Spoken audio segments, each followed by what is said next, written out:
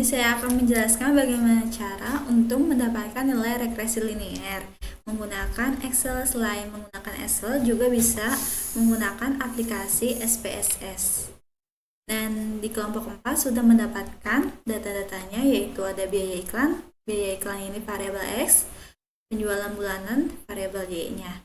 Selanjutnya kita klik file, dapatkan option, terus add-ins, lanjut ke ada analisis Drupal sama Excel add-ins-nya, kita go, lalu ini kita klik analisis Drupal-nya, terus oke, lalu klik data, dan data analisis kita cari regression-nya. Nah, sudah dapat, lalu kita oke. Dan di sini variabel Y-nya itu tadi penjualan bulanan, kita drag. Nah, lalu variabel X-nya kita drag biaya iklan. Nah, di sini kan ada labels. Nah, kita klik nih.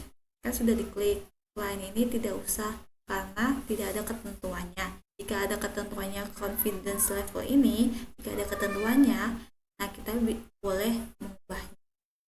Lalu new worksheet supply kita klik, terus residualnya ini kita klik semua, sama ini normal probability-nya untuk mendapatkan nantinya di grafik. Kita oke. Dapat deh hasilnya, data-datanya.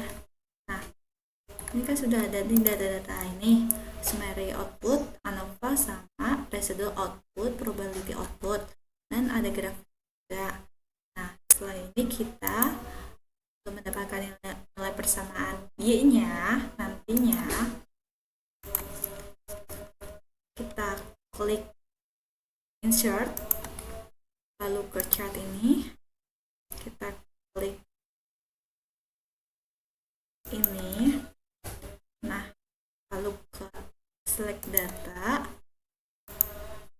Nah, ini tidak perlu ditulis, kita ke variabel X-nya, yaitu tadi variabel X-nya kita drag dari angka ini sampai ini, lalu kita drag juga dari variabel Y-nya dari angka ini sampai 500. Oke deh, terus klik off. Hai, ternyata menggunakan SPSS ini hasilnya sama saja. Nah, variabel X ini menggunakan biaya iklannya, biaya ini penjualan bulanan. Nah, lalu kita klik analisisnya, coba kita untuk memastikan ya hasil itu sama atau tidaknya. Nah, ini kalau dependent ini di inputnya ini variabel Y-nya, terus kalau independentnya variabel X-nya, kita oke. Nah, regressionnya itu kita dapat nih nilai regressionnya. Nah, sama saja hasilnya. Di confident ini juga sama, 326,701, biaya iklannya ini 3,475. Mungkin pembulatannya saja yang berbeda jika ada yang angka belakangnya berbeda ya. Oke.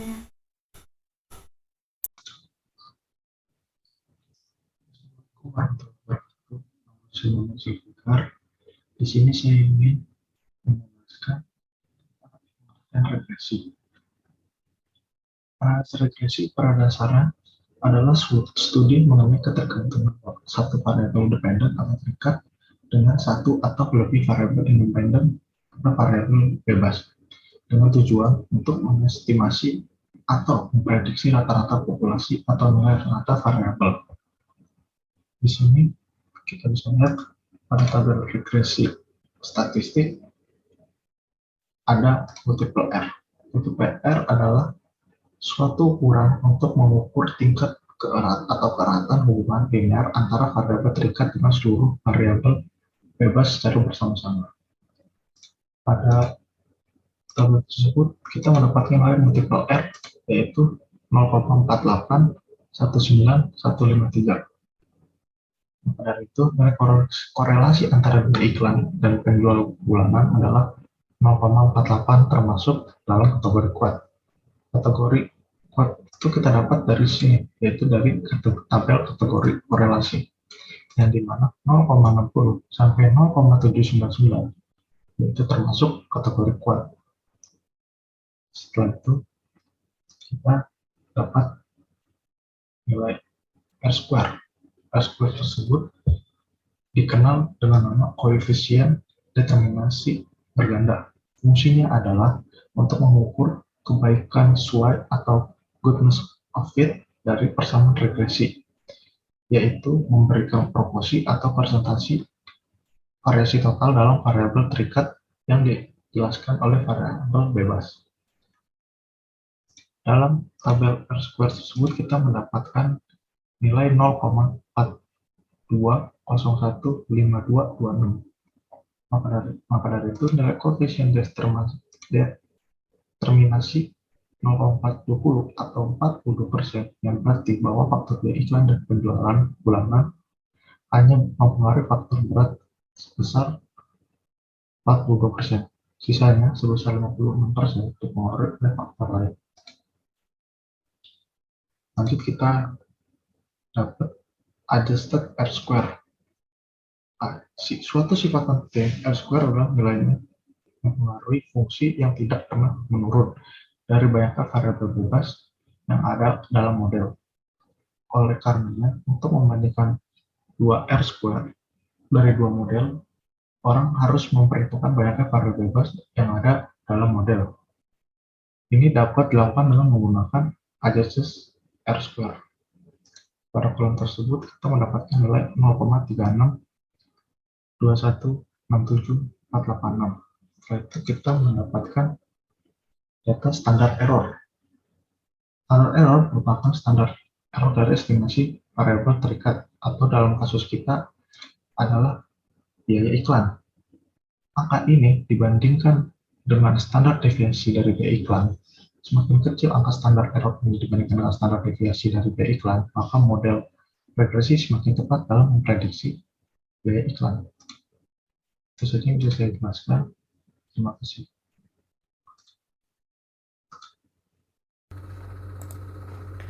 Nah, di sini untuk mencari nilai output ANOVA yaitu ada F hitungan yang dimana 7,245066464071, dan dimana di sini ada significance yang hasilnya 0,0226.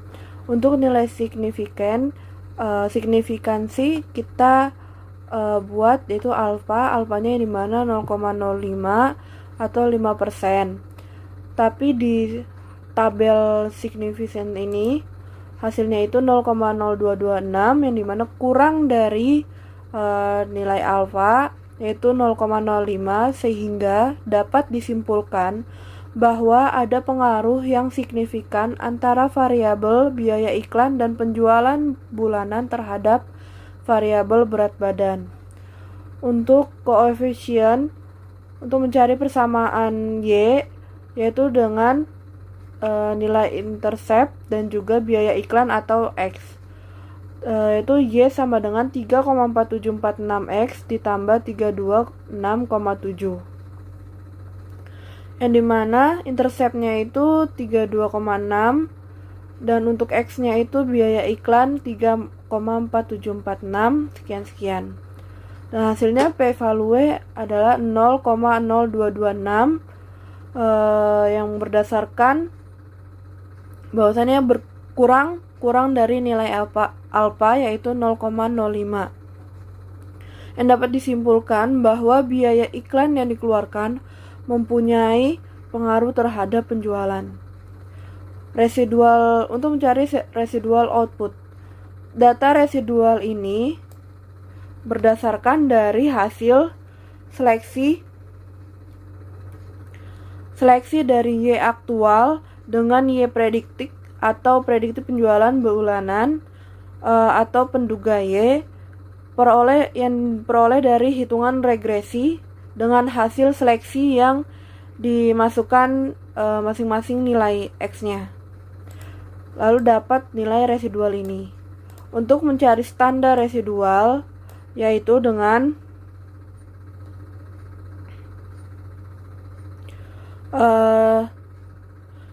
hasil residual data residual yaitu min 80,685 dibagi dengan jumlah data keseluruhan residual, maka akan mendapatkan nilai standar residual masing-masing dari data-data residual output.